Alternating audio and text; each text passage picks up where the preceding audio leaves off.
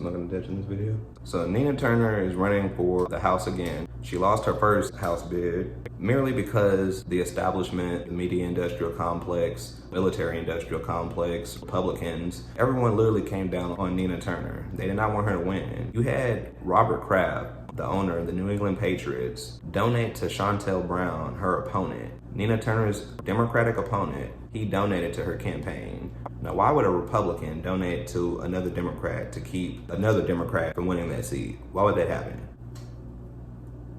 That happened because they're really afraid of Nina Turner because she's a powerful force in this country in terms of truly making people feel good about themselves, making them truly stand up and fight for the America that they deserve, taking a proletarian movement all the way to the walls of Congress and fighting for that every single day on a daily basis, actually mobilizing the progressives that we already have in Congress, not merely those progressives, but progressives that will get elected as well in the future, mobilizing this whole entire movement that we have in this country, a progressive movement, taking it to the next level and actually getting things accomplished, actually putting Congress on hold until progressive initiatives are passed and put into legislation and put into law. She would actually do that, and they're afraid of her. They can't take this. They can't have her. You had members of the GOP and Republicans donating to her opponent the first go around when she lost to Shontel Brown. Shontel Brown, she's a fraud. She has said she co-sponsors Medicare for All. She signed on to a pledge of Medicare for All, but does she actually support it? No, she actually does not. If it actually came up for a vote, Shontel Brown would not vote for Medicare for All. That's just a fact. The establishment apparatus, they funded and propelled her all the way up to stardom, all the way up to victory to defeat Nina Turner that first go around. They were able to truly dupe hundreds of thousands of voters into voting against their own interests. In the Democratic Party, they keep successfully doing this. If you go issue by issue, the voters support the progressives. They support all the progressive causes, all the progressive issues. But then when they vote for the candidate, they end up voting for the establishment, the centrists, because it's painted in their minds, painted in their heads that they would be the best, not leftist, but Democrat to win in a general election. That's the way the deep state establishment Democratic Party paints things. That's the way they form an argument against the progressive movement, against the progressive candidate, making this case that they're electable maybe in a primary, but unelectable in a general election. It's just the furthest thing from the truth. It's the furthest thing from the case, actually.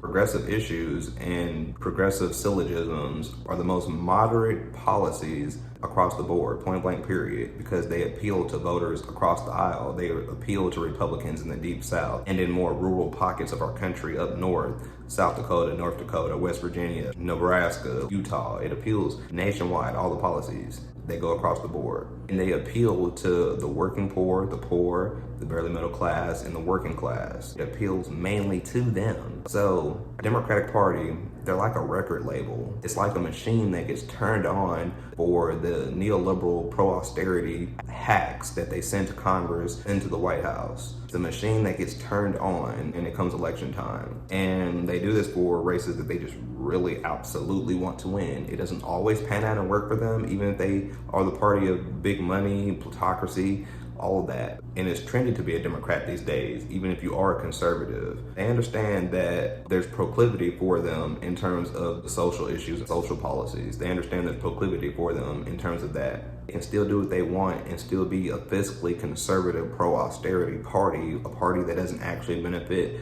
the working class. But they turn this machine on, duping the working class, duping the average working class voter, making it seem like their candidate is the only candidate that's electable because they are a conservative, which is the furthest thing from the truth. Lots of folks in this country, they would probably be deemed a socialist because lots of folks want a Medicare for All type of system. Lots of folks want a union in the workplace. Just right there in and of itself, you're basically already a social democrat. If you are for the rights of crafting a union and having a universal healthcare system and a decent minimum wage in this country, you're a social democrat. If you don't want to be deemed a Democrat, you're a social independent. But you are definitely social when it comes to policies in this country. You're socially universal. The upcoming primary for Nina Turner is on May 3rd. She's putting forth another battle, another war to take that seat there in Cleveland that was stolen from her last go around. She's doing the due diligence. She's going to all the doors, knocking on the doors. She's actually doing the work here in this district to actually prevail and to actually win. I haven't seen any type of major polling coming out of there, any type of polling coming out of there recently, so I don't really have an idea where the race is at. But considering how much she was up last time, considering the swing in terms of the way things had swung against her, she not merely still has a shot, but she is perhaps once again maybe the front runner for that seat again, if turnout is where it needs to be. If turnout is where it needs to be, if it expands exponentially. And the funny thing is that district has been redrawn in a way that actually benefits Nina Turner more than it does Shontel Brown. You now have a district that's redrawn that favors Nina Turner more. All she has to do is bring her voters out, but bring them out at mass, bring them out at scale. That's what happened last time. In the areas where she performed well with people of color, she performed well. She won those districts, won those areas within that district, but she just didn't do it at scale the way she needed to just really give her that win, because you're not going to win those other areas that you lost, but chip away at those areas, potentially win some of those areas. Maybe you chip more so away at those places, but you win exponentially where you're supposed to win, where turnout is supposed to be high for you. So she does that this go around, performs massively at scale where she needs to be in terms of the folks within her areas that she needs to perform well with, brings them out massively at scale, chips away at those other areas that the establishment Democrats are trying to hold on to, those plutocracy areas, chip away at those voters. Not gonna win those areas, win some of them maybe. She should be all right, she should be fine, and she should win. And then there's another primary in Pennsylvania where you have a progressive, John Fetterman, who's more so a working class type of proletarian type of Democrat. He talks about cultivating a union, he talks about universal health care, $15 minimum wage.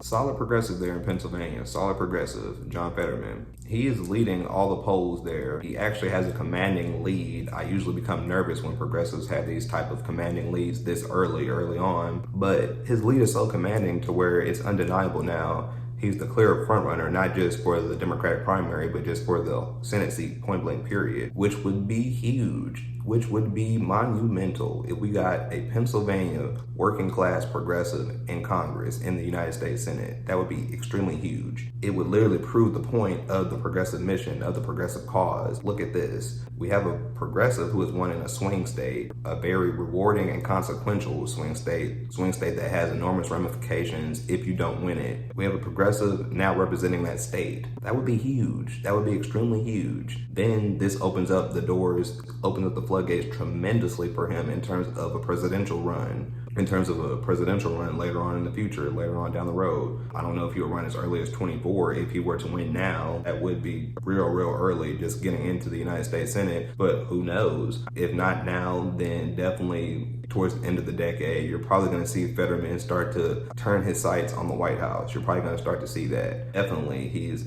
in a commanding lead right now. They're selling a working class message. He's not leading with universal health care. He's leading more so with cultivating a union and fighting basically for human dignity. He's leading more so on that front, but it's paying massive dividends. I like Fetterman because he's navigating the waters there in Pennsylvania. He's tapped off into that plutocracy vote that the Democrats rely on. He's tapped off into that. He's convincing aristocrats to vote against their interests, to come over and vote for him.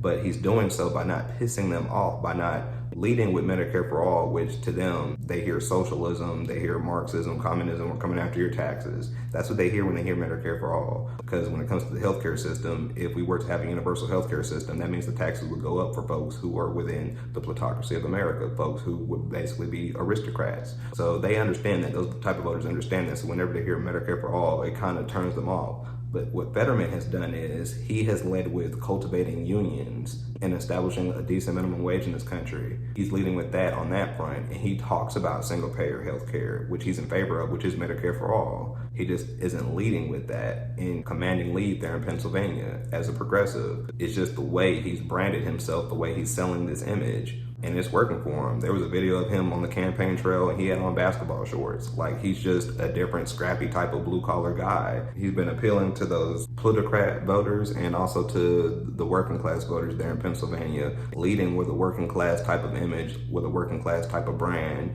while at the same time not pissing off the neoliberals of the state. He's doing that and walking that fine line very well, and he is now starting to convince the aristocrats to vote against their interests. Don't forget to like, subscribe, comment, share. Peace.